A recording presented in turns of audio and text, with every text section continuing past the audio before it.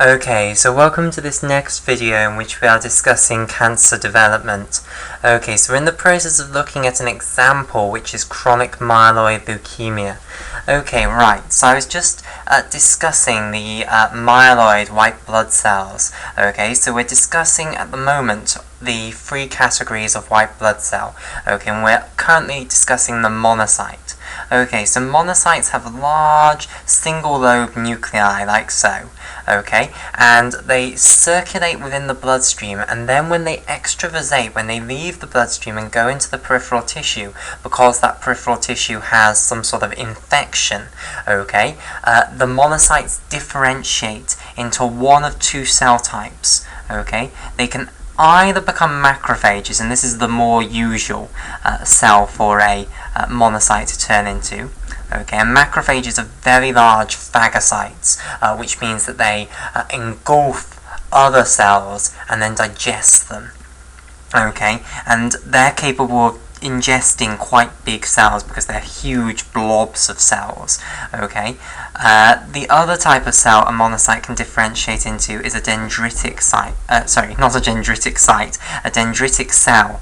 Okay, and these are called dendritic cells because they have dendrites. So if I draw a picture of a dendritic cell, here are the dendrites. So they have similar sort of tentacle-like processes to neurons, but they're completely unrelated to neurons. Instead, they are a phagocyte as well, like macrophages, but they are less good at phagocytosing things than macrophages. Macrophages are a very powerful phagocyte, whereas dendritic cells, they do phagocytose things slightly less enthusiastically than macrophages, and then they're very, very good at presenting antigens to T cells to initiate the adaptive immune response. That is where these cells shine. They are fantastic at initiating the adaptive immune response, better than macrophages. Okay, so both of these types of immune cells come from monocytes. Okay, right, so we've got macrophages here in blue and dendritic cells here in red. Now let's talk about the granulocytes. Okay, so there are three different types of granulocyte. Okay, and these are the eosinophil. Okay, so they all have names ending in phil. Okay, and the reason they're called granulocytes is that they have granules in them. They have vesicles that are full of product to be secreted. So there are eosinophils, then there are neutrophils, okay, and then a slightly more niche one is the basophil, and am I going to be able to fit it in there? Not really. I'll put it here. Okay, so basophil is the final type. Right, so this is a bit of a squash. So we'll draw little pictures of these. So eosinophils, they are called eosinophils because they stain incredibly well with the dye eosin. Okay, so eosin is a bright red dye. Okay, and these eosinophils, they stain fantastically with it. Now, they generally have a bilobed nucleus. Okay, so they have two lobes here, and then they have a small sort of stalk connecting them, and I've just altered that a little bit to make it a bit more lobar rather than just a banana shape. Okay, like so. So they have two lobes to their nucleus, and then when they stain with eosin, they become bright red, so they're often compared to a sunburnt face, basically, because the bilobed nucleus tends to show up black, and that looks like a pair of sunglasses on a sunburnt face. Okay, so that's what eosinophils tend to look like, and then they'll have lots of little vesicles full of horrible things that they're capable of secreting within them. Okay, and these cells are extremely important in fighting parasites. Okay, particularly multicellular parasites, so like parasitic worms and things like that. These are really the only sort of cells that have any sort of machinery that can handle multicellular parasites like that. Okay, in these vesicles, they basically contain horrible, horrible proteins that they can release all over parasites, which will just basically digest the parasites. Okay, then we've got neutrophils. Okay, Neutrophils, they have the most wild nuclei. Okay, they have nuclei with multiple lobes. Okay, they can have up to 5 lobes, maybe 6 even. The common number is 3, so that's the number I'll draw here. So that I want to stress that this is not multiple different nuclei. This is one nucleus. It's just the nucleus has a really strange shape. It's split into these separate lobes with these little stalks in between the lobes. Okay. Now, these neutrophils, they are phagocytes as well. They're not as good they're not as good phagocytes as macrophages. They're not as powerful as macrophages. Macrophages are much bigger than neutrophils. Macrophages can phagocytose much bigger things than neutrophils. Neutrophils really can only phagocytose bacteria, which are tiny little cells. Okay, whereas if you've got a protozoan, okay, which is a much bigger structure, macrophages are going to be needed to deal with that. Okay, neutrophils aren't going to be able to phagocytose big things. They can phagocytose bacteria because they're tiny, but not bigger things that need phagocytosing. Okay, and they're certainly not going to be able to phagocytose human cells, whereas macrophages are capable of doing that.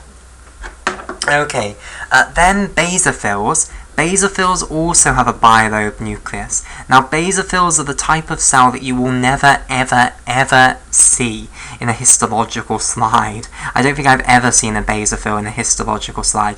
If you take a sample of blood, you can see the other types of cells in it. You don't ever see a basophil. They're really, really rare, basically. Okay, and they are full of vesicles that contain histamine. Okay, histamine's a very powerful pro-inflammatory molecule. It causes a very rapid inflammatory response. Okay, and basophils are often compared to floating mast cells. They're mobile mast cells. So mast cells are cells which sit all over the place in your body, and basically they are almost like they're the alarm signal. So when you get an infection, the mast cells start crying out for help, and the cry that they release is the histamine. So they secrete histamine, and this is the cry for help. Okay, now basophils are basically circulating mast cells, and they can also release histamine, so they help to mediate certain inflammatory responses, but they are pretty rare. Okay, right. Now we're moving on to the lymphocytes. Okay, the lymphocytes, there are 2 main types of lymphocytes, and then there's another lymphocyte-like cell, which I'm also going to put here. Okay, so the 2 main ones are the B lymphocytes, which I'll just call B cells, and then the T lymphocytes, the T cells. But there are also NK cells, which stands for natural killer cells. Okay, so all lymphocytes pretty much look the same. They have a very large nucleus, okay, similar to monocytes, a very, very large nucleus, like so. Okay, now, B cells are the cells which are responsible for making antibody. They're incredibly important in the humoral adaptive immune response. T cells are very important for attacking virally infected cells. So there are cytotoxic T cells, CD8 positive T cells, which are very important in attacking virally infected cells. Okay, virally infected cells. And also T cells are very good at telling other immune cells what to do. Okay, they're very good at telling B cells what to do. They're also very good at telling macrophages what to do. Okay, so they also tell other immune cells what to do. Natural killer cells, these are also involved in attacking virally infected cells. And the other thing that people are becoming more and more interested in is the role that these things play in killing cancer cells. Okay, certain cancer cells can be killed by natural killer cells, although it is still controversial. Okay, so that's something that's gaining more and more interest. It's particularly people are interested in the possibility of strengthening the immune response against cancer cells and potentially using that as a treatment rather than attacking cancer with these terrible chemotherapies that you can give at doses that just manage to kill the cancer without killing the person. Okay, instead maybe we should be strengthening the person's own attack on the cancer. Maybe that would be less side effect approach. Okay, So natural killer cells are the final type of lymphocyte then. So then we're now in a position to define what myeloid means.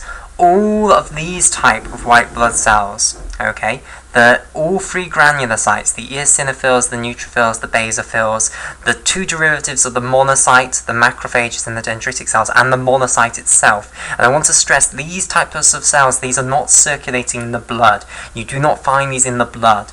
This is the form you find in the blood. These are in peripheral tissues. Once this moves into a peripheral tissue out of the blood, it turns into one of these. All of these are myeloid white blood cells. Okay? And then the final three here, the B cells, the T cells, and the natural killer cells here, okay, these are then the lymphoid white blood cells.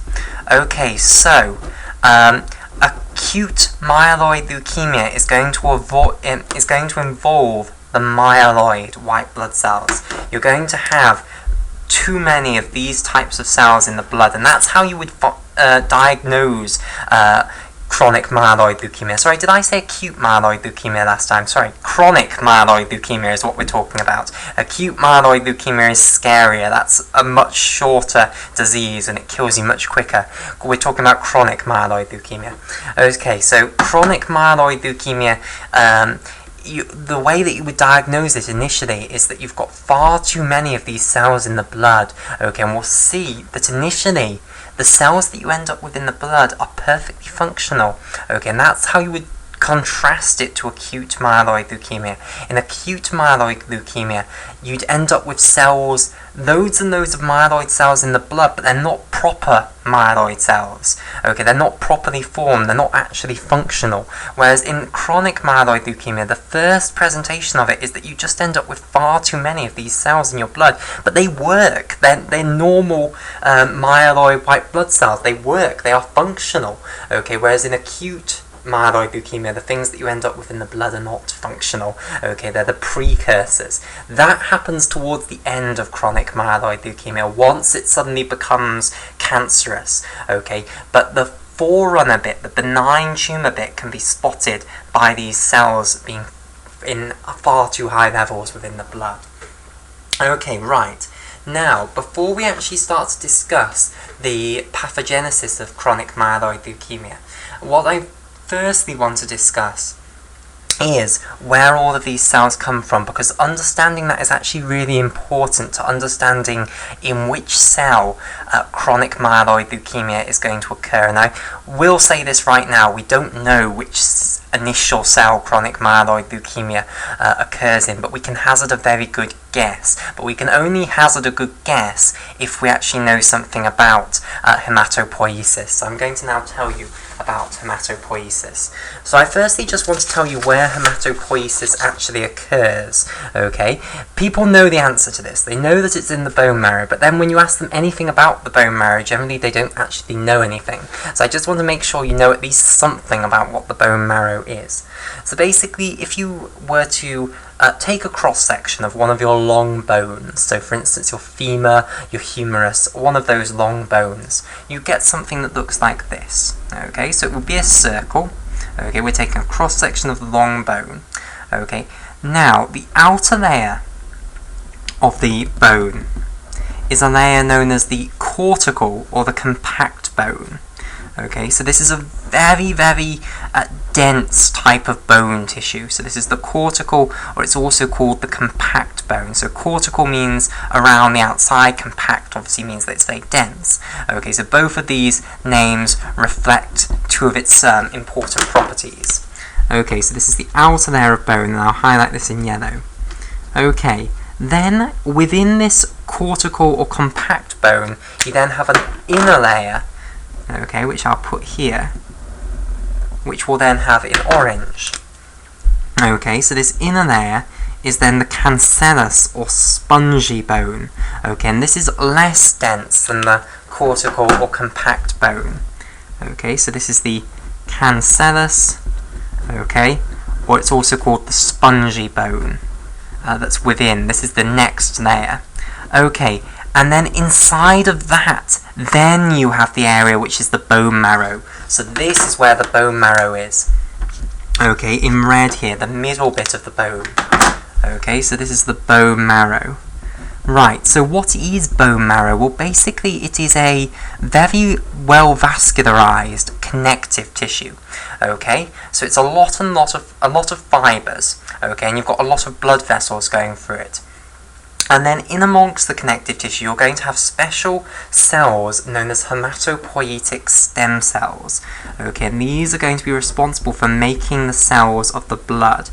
Now, in the bone marrow, you're not just going to have the hematopoietic stem cells, you're going to have a lot of the cells that are on their way to becoming developed cells of the blood, okay, which will then gradually be being released into the blood from the connective tissue into the blood vessels, and then they'll stay within the blood until they're eventually removed.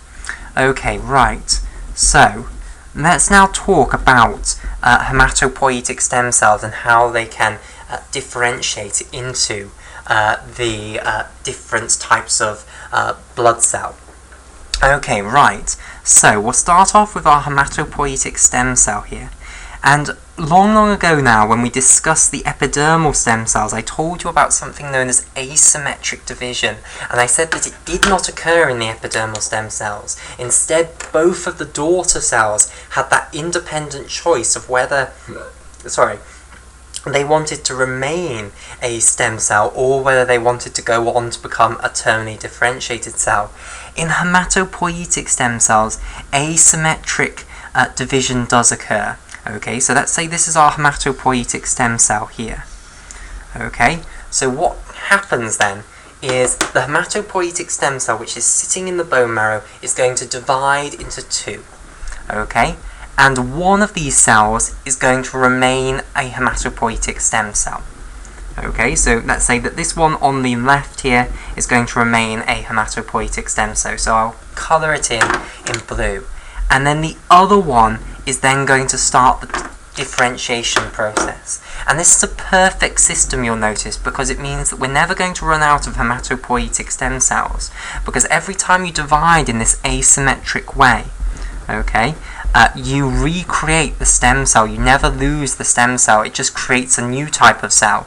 Okay, so this is known as asymmetric division because the two progeny are not the same, basically, so it is an asymmetric division. Okay, so we'll colour this cell here in red. Okay, so this cell is now going to go down the differentiation pathway, and it's now called something different. It's no longer called a hematopoietic stem cell.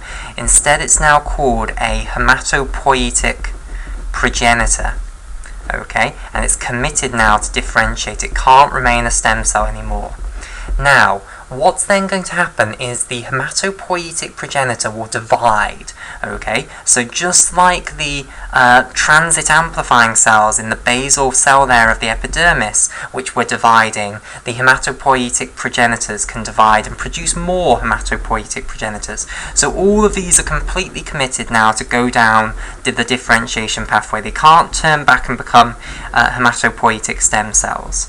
Okay, but you can amplify your numbers through this division. Okay, so here we've now got two hematopoietic progenitors. Okay, and you know, these could also divide and produce four hematopoietic progenitors. Okay, we'll just show it as two. That gets the message across that these things can divide and amplify their numbers. Okay, now what's going to happen is they've begun the process of differentiation, but of course it's taking time, and in that time, as I say, they're dividing. Okay, now they actually have an option, they have a choice. Okay, they can choose to become two different things, and there's a huge focus on trying to understand the exact things which determine whether they're going to become one versus the other.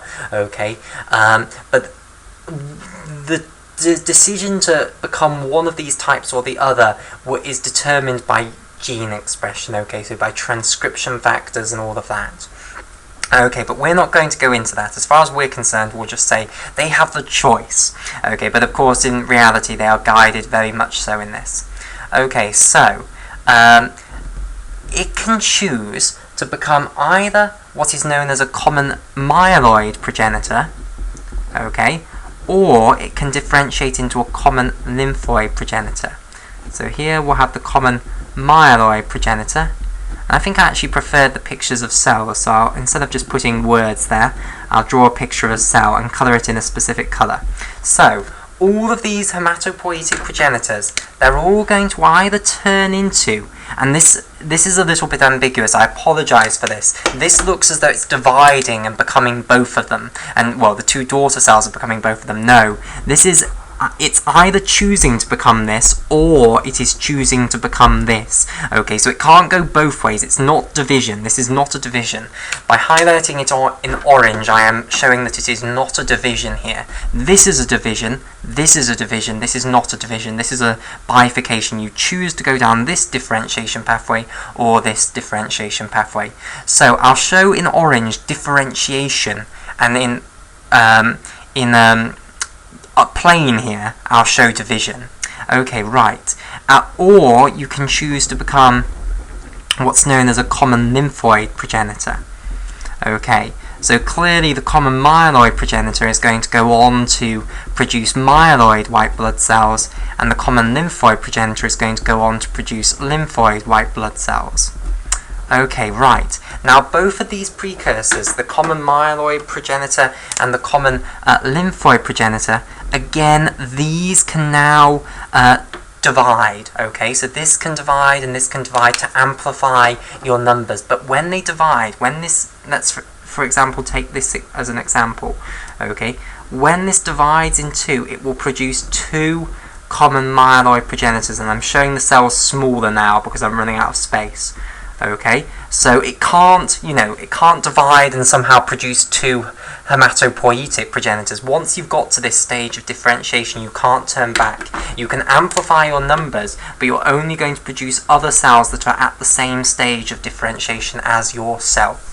Okay, so we're just amplifying our numbers of either common myeloid progenitors or common lymphoid progenitors. So this can happen for both of them. I'm just too lazy to draw it in this case here. Or maybe I will. I'll just show it like so. I can easily put two green blobs there. Okay, there. So you've got division of the common lymphoid progenitor as well. Okay, now let's firstly then handle the common myeloid progenitor. Okay, so these common myeloid progenitors now have again a choice to make. Okay, they can either become what is known as, and where am I going to show this? I'll put it here. Okay, this is differentiation now, not division, so I'll colour it in orange here. Okay, they can either choose to become what is known as the granulocyte macrophage progenitor. Okay, and this is the cell which is then going to make all of the white blood cells that we have just talked about as being myeloid white blood cells. Okay, so the monocytes and all of the granulocytes. Okay, so what's this other thing that they can choose to become? If this is the common myeloid progenitor, what else is left? Well, this other thing that you can become is the thing that's going to make red blood cells and also megakaryocytes. Okay, so this is what's known as the megakaryocyte erythroid progenitor. Okay, and again, I should have drawn pictures of the cells rather than just putting the words here. Okay, the words make it look much more difficult than it is. Okay, so this is the megakaryocyte erythroid progenitor, and we're running out of space horribly here. Right, so we'll have another cell here. Okay, and what colour should I colour this in? Need a colour that we haven't used yet. Turquoise we haven't used. Right, so here in turquoise, that's the granulocyte macrophage progenitor.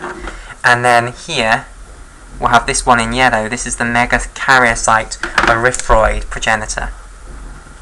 Okay, right. Now, we'll discuss these before we move on to the common lymphoid progenitor and what it can do.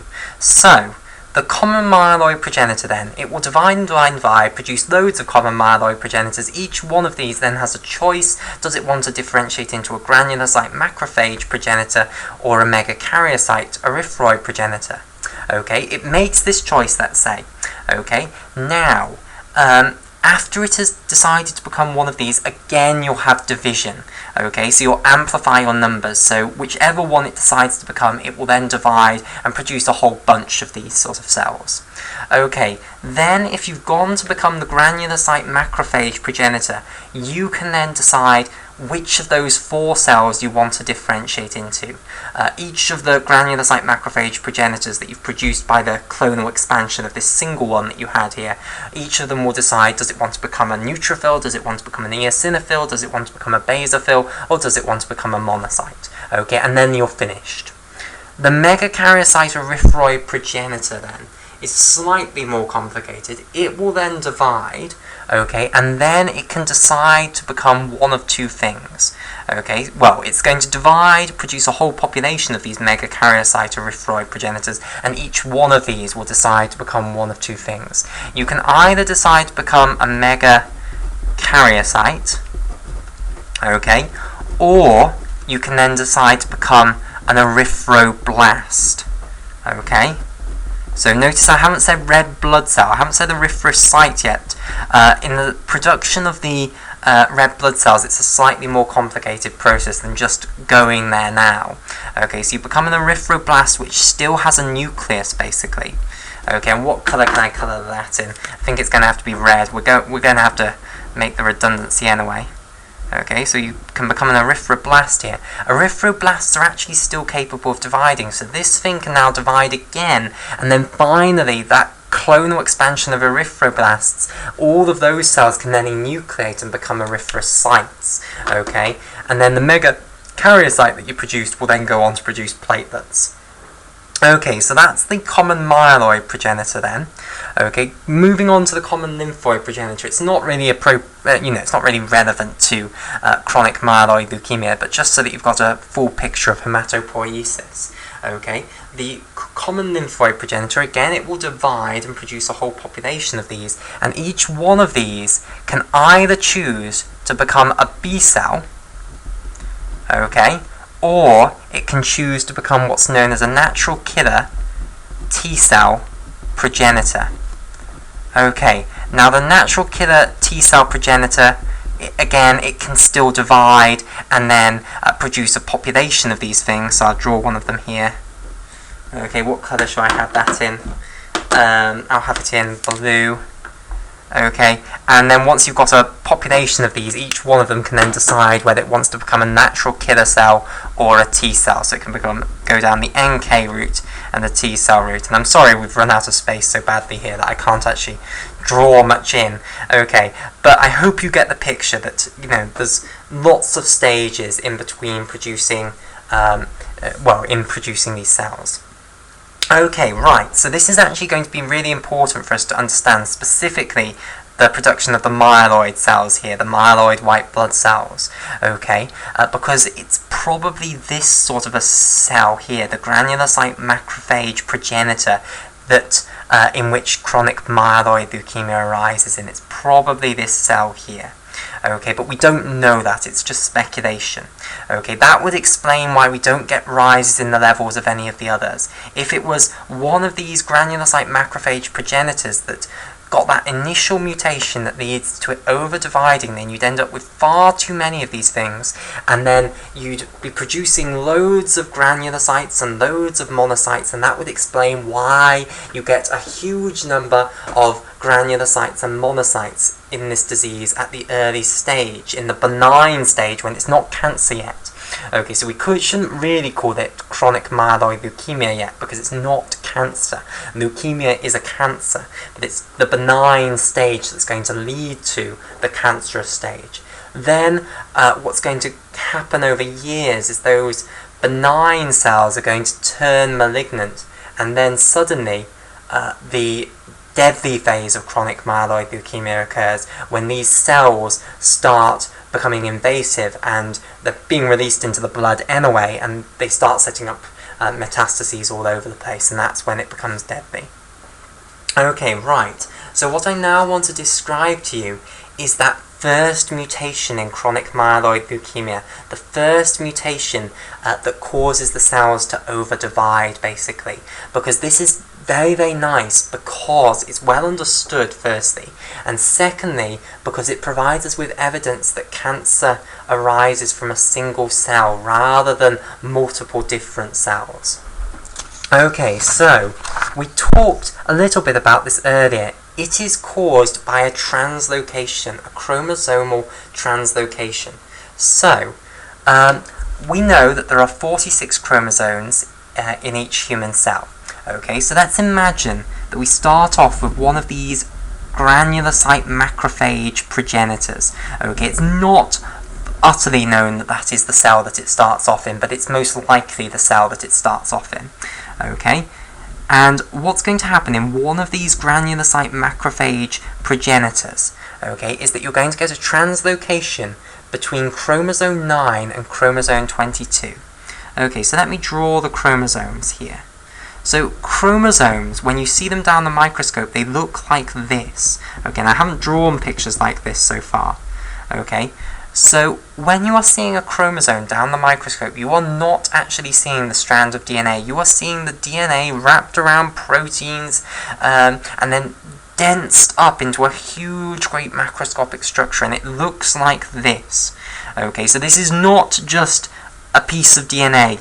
Okay, you can't see that. This is DNA wrapped up into this macroscopic blob, basically.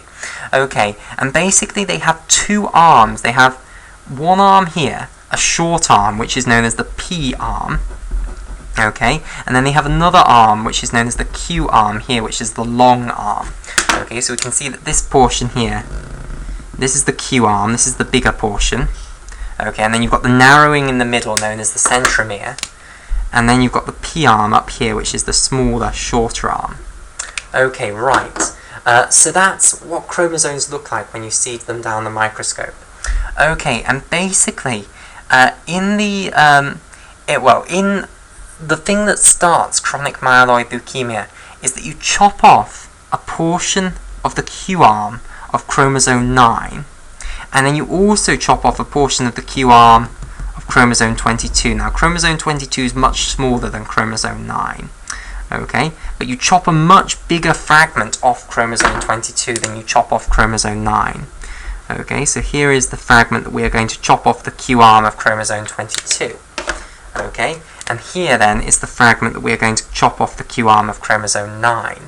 Now, what we are going to do is we're going to move this portion of the Q arm of chromosome 9 and we're going to stick it onto this upper portion of chromosome 22 here, and then we're going to put the lower portion of chromosome 22 onto the rest of chromosome 9. So what we're going to get basically is something that looks like this. So here is chromosome 9 now, which is huge because it's got this additional lump on the end of it now. Okay, so this is a portion that came from chromosome 22 here. Okay, in purple here.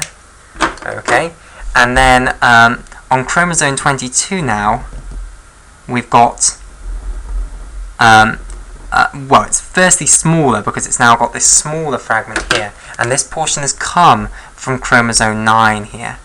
Okay, right. Now, this smaller chromosome 22 here, this is the one that causes the problem.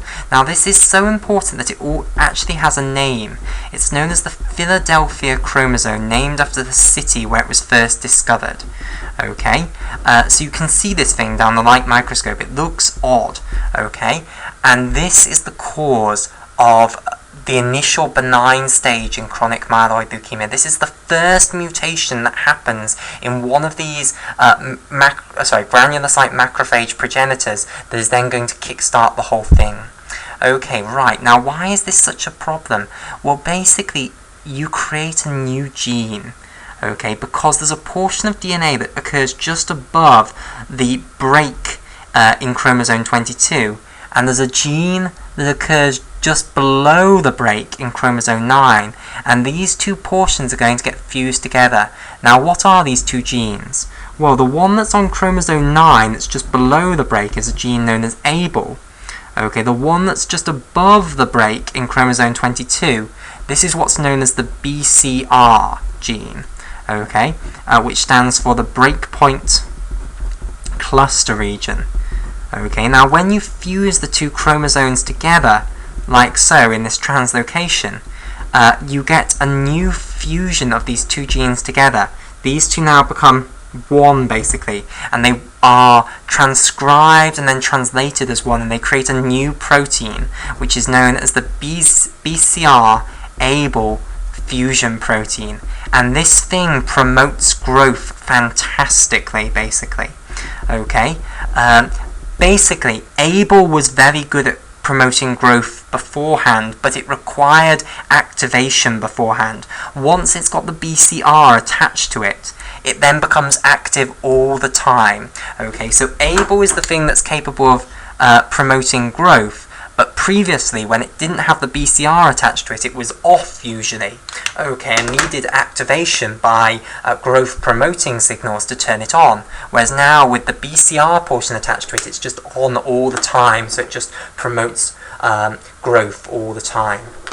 So what then happens is that you get these granulocyte macrophage progenitors proliferating far too much, basically. So remember, I told you that they could divide still, but they weren't going to divide that much. They were just going to amplify a little bit. Now they're going to make a huge, great population of these things. Okay, so you get a huge number of these granulocyte macrophage progenitors, and they will then continue the differentiation process and turn into either a granulocyte or a monocyte. Okay, so you'll end up now with far too many granulocytes and monocytes within your blood. Okay, now that portion of this disease is not initially harmful. That is the benign stage. Okay, that's known as the chronic phase of chronic myeloid leukemia. Okay, when you've just got elevated levels of perfectly functional myeloid white blood cells within your blood. Okay, the problem is that within the bone marrow, what's happening, you've got this breeding ground for more progression towards cancer. Okay, and if all it takes is one of these cells then to acquire further mutations, the mutations that we have discussed that are going to gradually progress you towards cancer, and then over years and years and years, what will gradually happen is you'll be building up more and more dangerous cells in here, cells with more and more dangerous phenotypes, until eventually you finally get one that has all of the dangerous features that you need in order to suddenly become cancerous, in order to suddenly become invasive. Okay, and then it's going to start chucking off cells into the blood, which will start going to distant peripheral areas and then setting up tumours in distant peripheral areas, and then you've got a problem, because then you've got metastases, and those are generally what kill you. Okay, and that's that later phase when you're actually got the malignant disease. Okay, you've actually got the cancer. That's known as the acute phase, and that doesn't last long generally. That's the very deadly portion. Okay, now why was chronic myeloid leukemia such a nice example for proving that it arises from a single cell? Well, this is why. Basically, this same translocation, which produces this Philadelphia chromosome with the BCR-ABL fusion protein gene on it, okay, this happens in a huge number of different people. All the people with chronic myeloid leukemia have the same translocation. Okay, now, this is the thing. If you look at loads of different people with chronic myeloid leukemia, okay, so if we've got multiple people here, so let's say I've got 2 people with chronic myeloid leukemia here, and if I take samples of their blood cells, okay, and look at their Philadelphia chromosome, so I find the cells that have come from the benign tumour that's within the bone marrow somewhere, okay, and I look at the Philadelphia chromosome, I will find that the exact point where you have cut this fragment off chromosome 9, and the exact point where you have cut chromosome 22, they will differ in different people. Okay, so I'll say that again. Even though the main translocation is the same and you do produce the BCR-ABL fusion product, the exact point that you chop is not set. In different people you will have slightly different chops, and therefore you will end up with slightly different BCR-ABL fusion products, which will contain different numbers of organic bases. Okay, so what's the significance of that? Well, when you look in one person, you only ever find one point at which it has been cut. Okay, if the cancer was formed by multiple different cells having undergone this same translocation, you would expect those different cells to have undergone the translocation at different heights, basically. You wouldn't have expected all of the cells to just happen to cut the chromosome 9 and the chromosome 22 at the same point. The fact that all of the cells have have this translocation occurring at the exact same point in a single person suggests that they have all stemmed from a single cell which underwent this translocation, and then all of the other cells are just the progeny of that.